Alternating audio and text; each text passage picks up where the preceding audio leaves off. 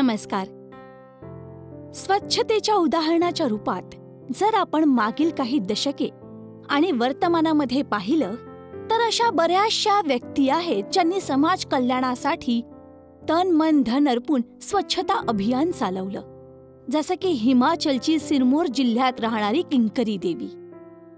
या साधारण महिलेने जेव्हा खदानाच्या कारणामुळे वातावरणात होणारे दुष्परिणाम पाहिले, मग ते अशिक्षित असून सुद्धा या खदानाच्या मालकांना कोर्टापर्यंत घेऊन गेली.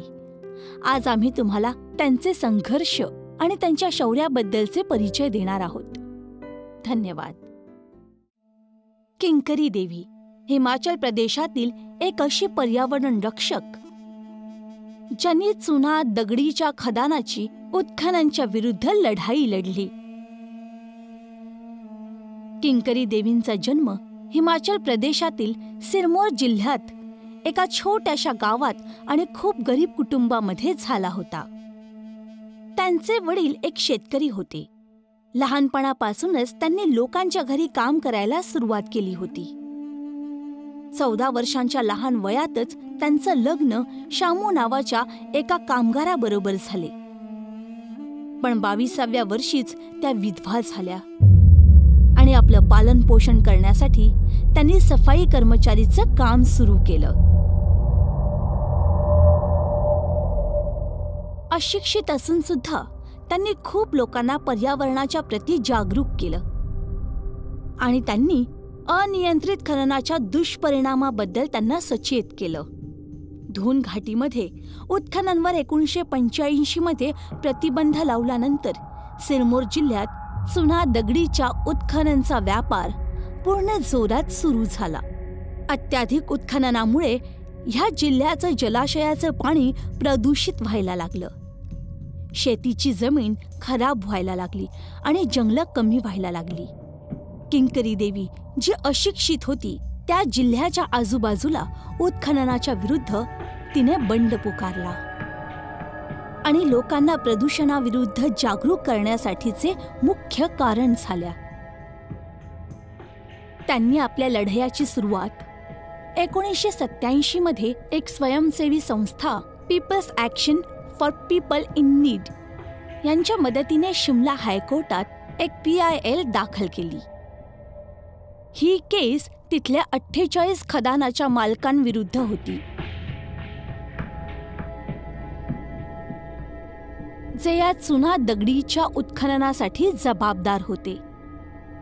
जेव्हा या PIL वर कोणतीही कार्यवाही नाही झाली, तेव्हा मग किंकरी देवी स्वतः शिमलाला गेल्या आणि कोर्टासमोर उपोषणासाठी बसल्या. शेवटी 19 दिवसांचे उपोषण संपल्यानंतर त्यांच्या या लढ्याला यश मिळालं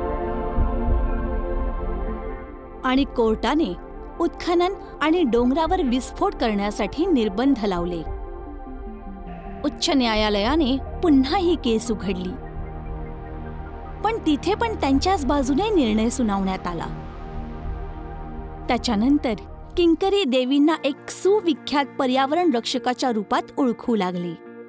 1995 मध्ये त्यांना बीजिंगच्या आंतरराष्ट्रीय महिला संमेलनामध्ये बोलावण्यात आलं, जिथे हिलरी क्लिंटन यांनी उद्घाटनाचा दिवा किंकरी देवींच्या हातून प्रज्वलित केला.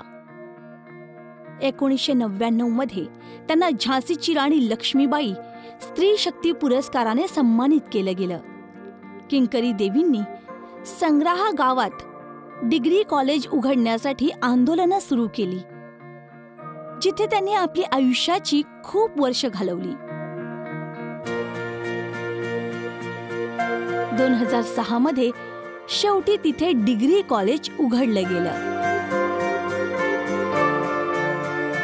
वयाच्या 82व्या वर्षी किंकरी देवींनी या जगातून निरोप घेतला, पण त्यांनी त्यांच्या पाठी एक स्वच्छ वातावरणाचं उदाहरण सोडलं.